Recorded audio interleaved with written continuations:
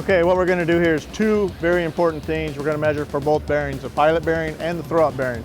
First thing we're going to do is check for pilot bearing. Which bearing are we going to use? Do we use the big bearing that sits on the outer end of the crank, or do we use the smaller bearing which sits inside of the crank? And the way to do that is we actually take and measure how far the end of the input shaft is sticking out past the bell housing. So what we used was actually the plate that's going to be used on this particular item, and Mark's going to right now measure that measurement, and he's getting 838 thousandths. What that tells us is anything between 3/4 of an inch and an inch that it's going to require the smaller bearing, which is farther inside of the crankshaft itself. That way we know that we're not going to bottom out on the big bearing. And now we're going to still use this plate, but now we're going to measure throwout bearing. Okay, we're placing this bearing on here. We can pull that up real quick. And what we're going to do is we're going to measure the travel this bearing has all the way back as far as released.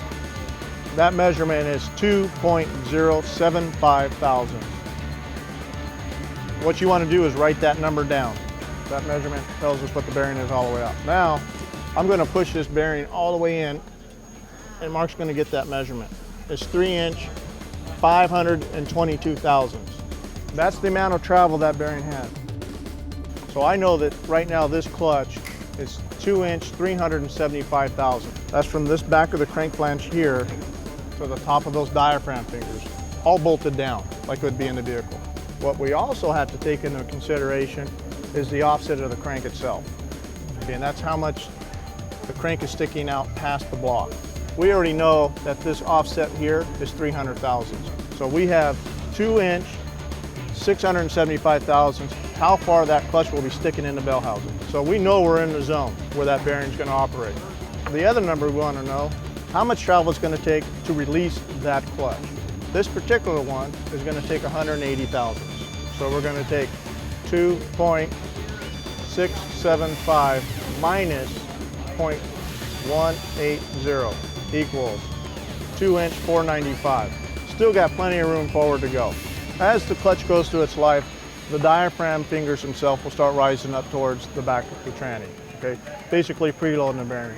This particular one I know is going to go about 300 thousandths.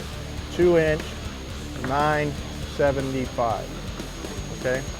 So this is worn out, and that's what it takes to release. We're well within the operating range of this bearing itself. So I know that through the life of the clutch, it's never going to bottom out on the bearing. So we put this thing in, and it's going to operate and have plenty of life throughout this the whole life of the clutch.